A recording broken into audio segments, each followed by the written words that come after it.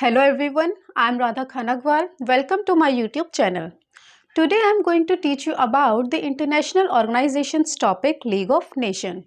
Before starting the topic, I would like to tell you about the scenario after the First World War. Yes, जिसमें हम जानेंगे कि प्रथम विश्व युद्ध के बाद कैसे हालात थे, क्या थी पेरिस पीस कॉन्फ्रेंस, कब से कब तक चली ये कॉन्फ्रेंस और क्या इसकी मुख्य बातें थी।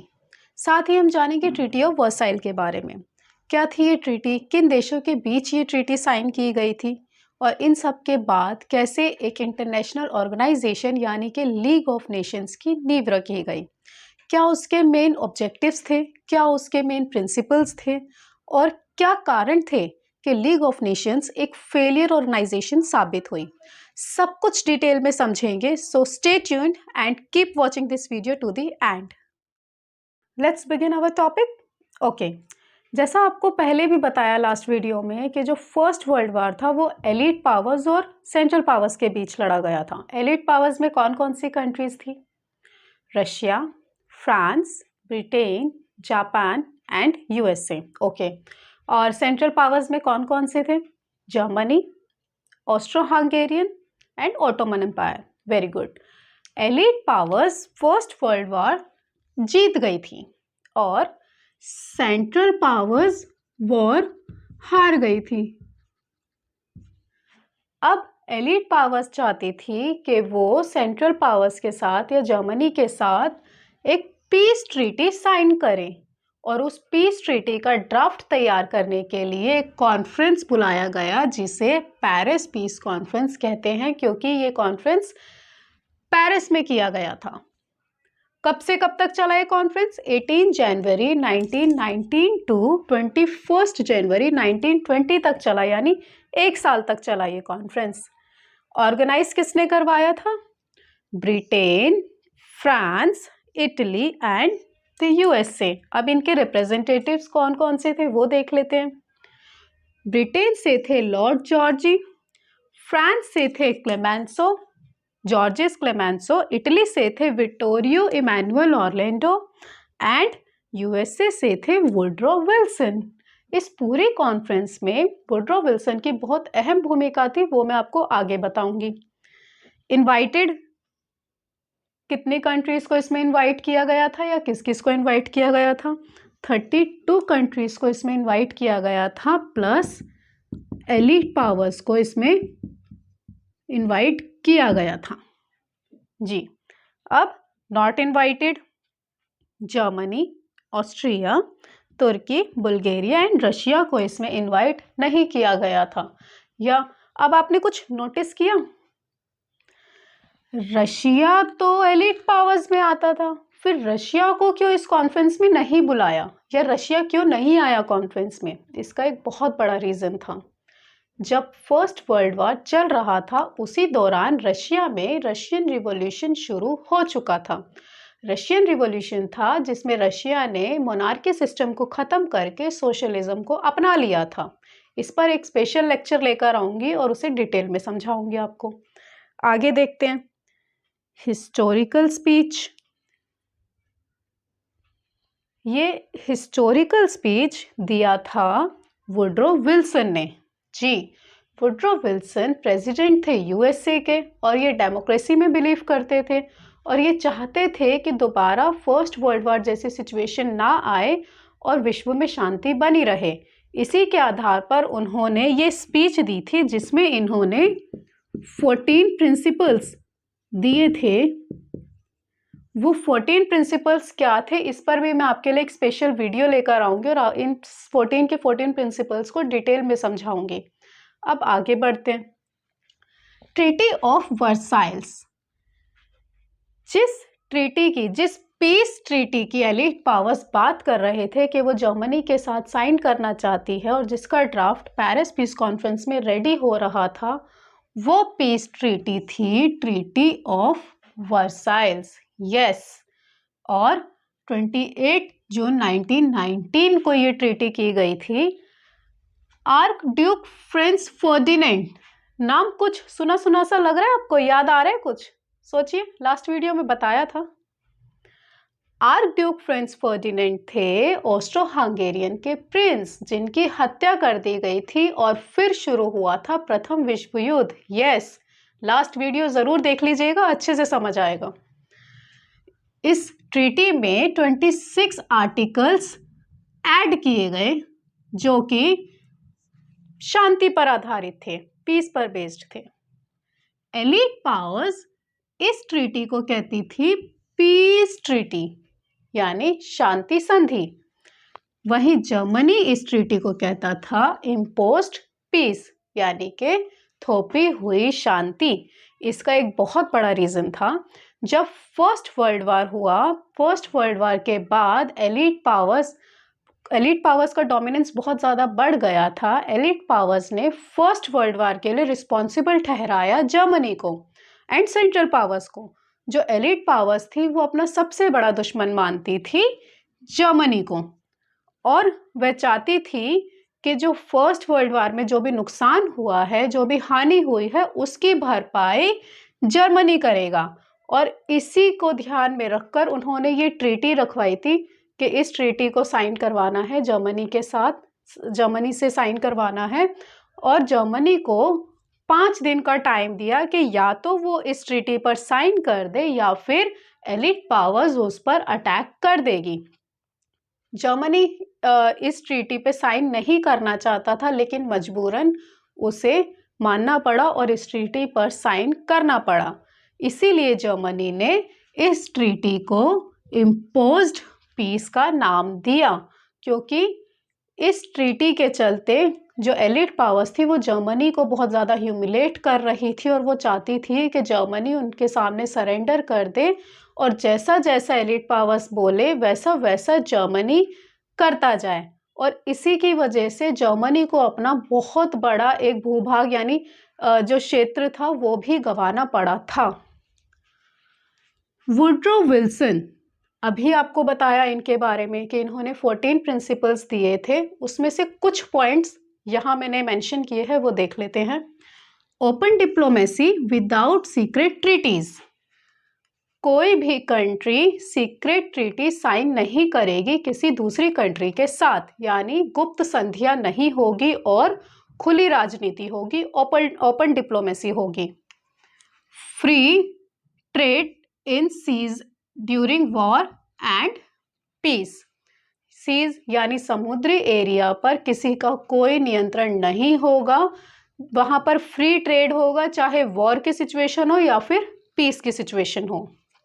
Decrease armaments among all Nations, सभी नेशंस अपने हथियारों में कमी लाएंगे और दोबारा से, जैसे कि फर्स्ट वर्ल्ड वार से पहले सब हथियारों की होड़ में लग गए थे, कंपटीशन में लग गए थे, वो चीज दोबारा नहीं होगी। Last the 14th principal,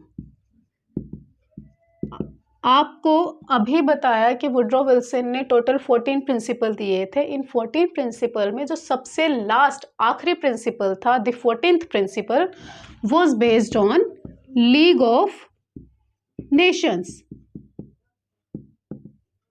yes, और यहां से नींव रखी गई थी लीग ऑफ नेशंस की। आई मीन ड्राफ्ट रेडी किया गया था, इसका भी ड्राफ्ट रेडी किया गया था पेरिस पीस कॉन्फ्रेंस में। अब आपको समझ आ गया कि लीग ऑफ नेशन का आइडिया कहाँ से आया, ये कैसे आया। चलिए अब आगे बढ़ते हैं और लीग ऑफ नेशंस के बारे में डिटेल में समझते हैं। अब हम समझेंगे लीग ऑफ नेशंस के बारे में। सबसे पहले इंट्रोडक्शन समझ लेते हैं। Okay, first world wide international organisation, league of nation को first world wide international organisation के नाम से भी जाना जाता है, क्योंकि ये पहली अंतर्राष्ट्रीय संस्था थी।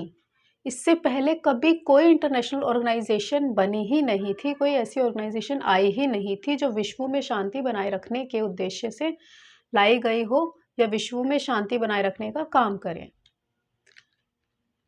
फाउंडेड, कब इसकी स्थापना की गई? 10 जनवरी 1920 को जेनेवा में यानी स्विट्जरलैंड में इसकी स्थापना की गई और इसका जो हेडक्वार्टर था वो जेनेवा में ही था।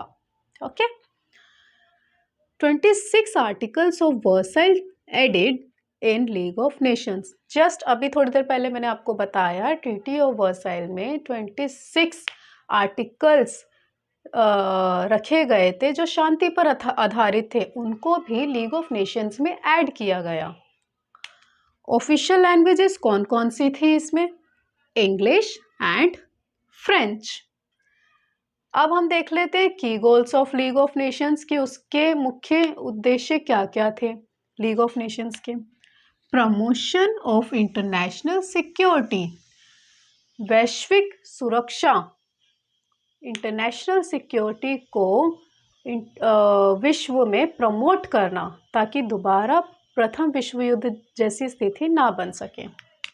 Peaceful settlements of disputes, countries के बीच में जो भी इश्यूज होंगे, कुछ भी समस्याएं होगी, उनके ऊपर डिस्कस करना, उनको डिस्कस करके सॉल्व करना या फिर उनको शांतिपूर्ण ढंग से निपटाना। वॉर जैसी सिचुएशन बननी नहीं चाहिए, ऐसी कोशिश करना। Follow the law and order of Paris peace conference. जैसे आपको बताया कि पेरिस पीस कॉन्फ्रेंस में क्या क्या चीज़ें डिस्कस की गई थी। ट्रीटी ऑफ वर्साइल का जो ड्राफ्ट रेडी किया गया था वो, और ट्रीटी ऑफ वर्साइल में 26 आर्टिकल्स ऐड किए गए थे पीस पर जो बेस्ड थे, प्लस वुड्रो विल्सन के 14 प्रिंसिपल्स भी इसमें ऐड किए गए। ओके।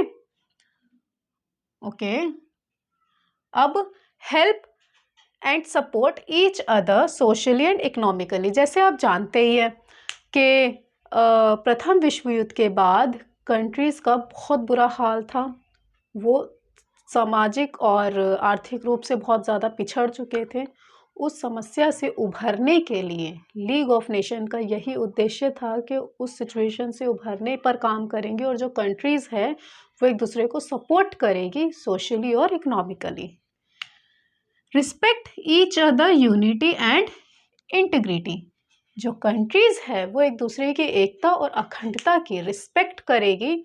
कोई कंट्री किसी दूसरे कंट्री की बाउंड्रीज़ को क्रॉस करने की कोशिश नहीं करेगी या किसी दूसरी कंट्री के एरिया पर अपना डोमिनेंस जमाने की, उसको हथियाने की कोशिश नहीं करेगी। वो एक दूसरे की एकता और अखंडता की रिस्पेक्ट करेगी। तो ये था हमारा intro and league of nation के जो मेन उद्देश्य थे वो। अब हम समझेंगे लीग ऑफ नेशन के मेन प्रिंसिपल्स क्या थे या उसके मेन ऑर्गन्स क्या क्या थे। ओके। अब हम जानेंगे लीग ऑफ नेशंस के प्रिंसिपल्स के बारे में, जिनको ऑर्गन्स भी बोला जाता है, यानी कि लीग ऑफ नेशन के अंग कौन कौन से थे देखते हैं। फर्स्ट था ए सेक्रेटेरिएट। इसके जो हेड थे उनको जनरल सेक्रेटरी बोला जाता था। इसका हेडक्वार्टर कहाँ था? जेनेवा में। ऑलमोस्ट जितने ऑर्गन्स हैं उनके जो हेडक्वार्टर था वो जेनेवा में ही था। इसका काम क्या था? जो सेक्रेटेरिएट है, इसके जो हेड थे जनरल सेक्रेटरी, वो लीग ऑफ नेशंस की रिपोर्ट्स रेडी करते थे। जो भी काम होता था उन पर रिपोर्ट्स रेडी करते थे। अब 1920 टू 1946 तक जो जनरल सेक्रेटरीज रहे वो देखते हैं कौन कौन थे। Sir James Eric and 7th earl of Perth जो यूके से थे, ये 1920 टू 1933 तक जनरल सेक्रेटरी रहे। नेक्स्ट जोसेफ एवनॉल जो फ्रांस से थे, ये 1933 टू 1940 तक जनरल सेक्रेटरी रहे। जो सबसे लास्ट थे वो थे सिन लेस्टर जो आयरलैंड से थे और 1940 टू 1946 तक ये जनरल सेक्रेटरी रहे। नेक्स्ट था a council. Next organ a council. The council had authority to deal with any matter that affecting world peace. जो काउंसिल था उसमें उसका जो मेन काम था वो यही था कि अगर कोई इशू या कोई मुद्दा जो वर्ल्ड पीस को इफेक्ट करता है उनके साथ डील करना। Next organ an assembly. Session held once a year. साल में एक बार इसकी बैठक होती थी। Each member representative. ऐसा ज़रूरी नहीं था कि सपोज 10 मेंबर थे लीग ऑफ नेशंस में, तो ऐसा ज़रूरी नहीं था कि वो 10 के 10 member secretariat, council, permanent court of international justice, health organisation and international labour organisation के मेंबर भी हो।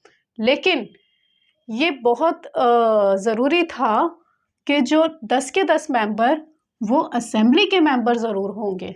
यस, और वो सब रिप्रेजेंटेटिव्स कहलाते थे।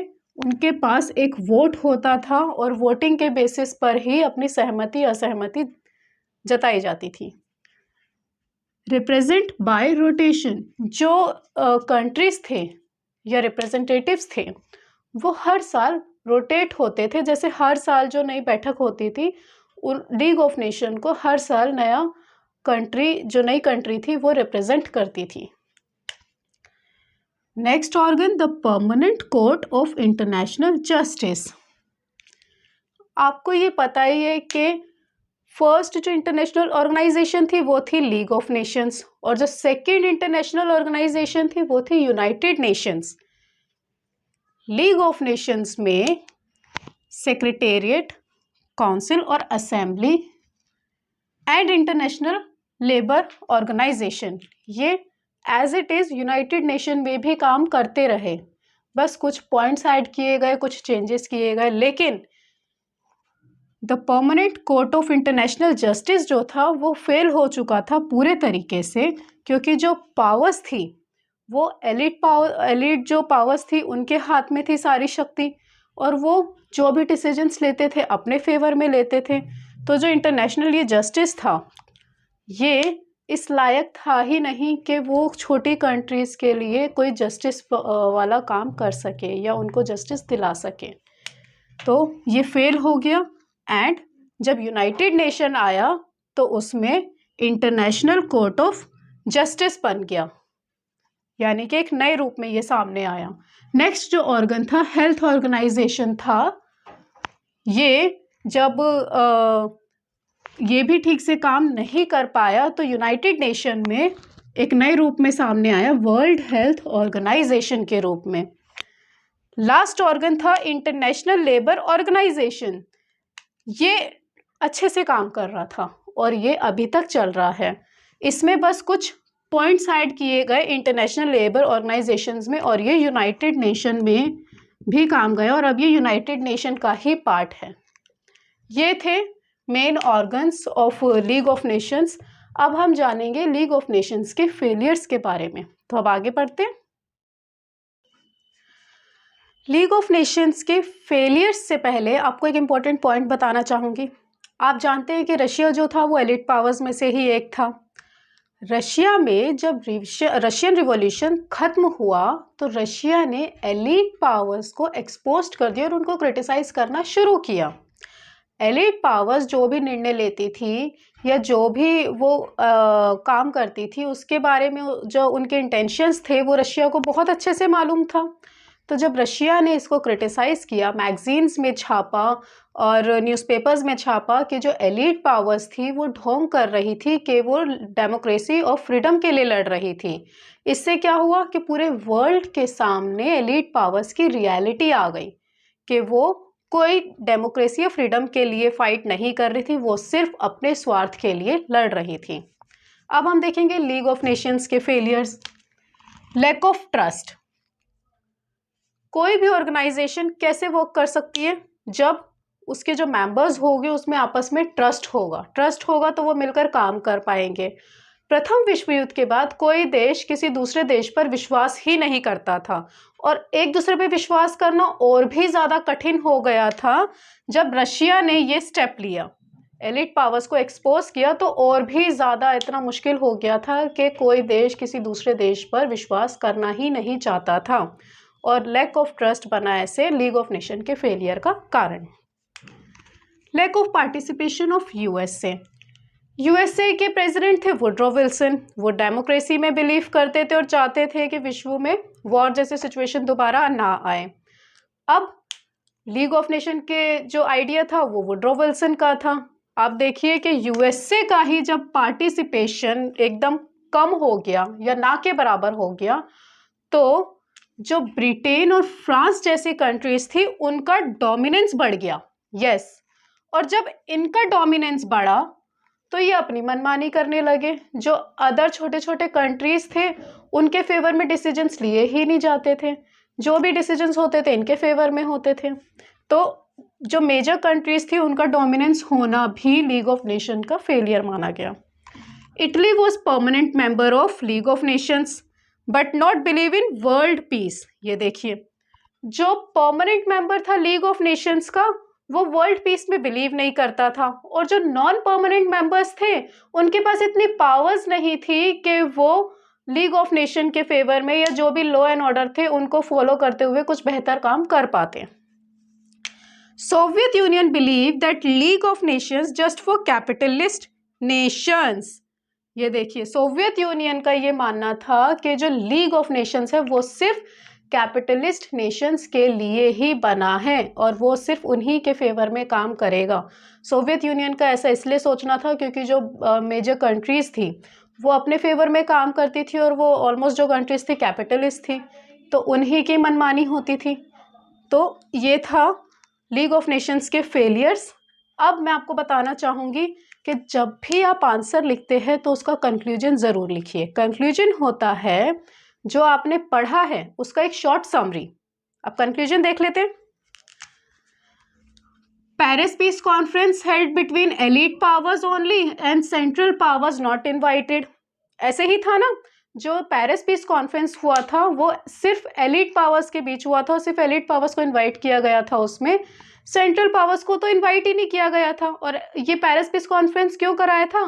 ताकि जर्मनी के साथ एक पीस ट्रीटी साइन की जा सके या फिर जर्मनी से ज़बरदस्ती सरेंडर करवाया जा सके, है ना। Woodrow Wilson historical speech. Paris peace conference में हमने जाना कि वुड्रो विल्सन ने एक हिस्टोरिकल स्पीच दी थी जिसमें उन्होंने 14 प्रिंसिपल्स दिए थे, right. Next, foundation of league of Nations. League of Nations की नींव कैसे रखी गई वो हमने पढ़ा इसके बारे में। Main objectives of league of Nations क्या क्या थे? Maintain world peace, peaceful settlements of disputes, help each other socially and economically, और भी पॉइंट्स थे, आप चाहे तो इसमें लिख सकते हैं। Organs of league of Nations, organs कौन कौन से थे आपको देखिए बताया था, यहाँ भी मैंने मेंशन किया है। First is the secretariat, second a council, third an assembly, fourth the permanent court of international justice, fifth health organisation and the last international labour organisation. Failure क्या थे लीग ऑफ नेशन के अभी आपको बताया, उसमें से मैंने कुछ मेंशन कर दिए। मेजर कंट्रीज डोमिनेंस, जैसा अभी आपको बताया। Lack of trust, yes, and countries not believe in world peace. ऐसे ही था, कुछ कंट्रीज वर्ल्ड पीस में बिलीव नहीं करती थी। आपको एक और चीज बताना चाहूंगी कि जो फेलियर है लीग ऑफ नेशन के, वो सिर्फ लीग ऑफ नेशन के फेलियर ही नहीं थे। लीग ऑफ नेशन जब फेल हुआ तो सेकेंड वर्ल्ड वॉर की शुरुआत कैसे हुई, एक कारण बना जी। सेकेंड वर्ल्ड वॉर के होने का कारण क्या बना? लीग ऑफ नेशन का फेल होना। आई होप आप समझ रहे होंगे जो भी मैंने समझाया है यहाँ। अब आगे बढ़ते हैं।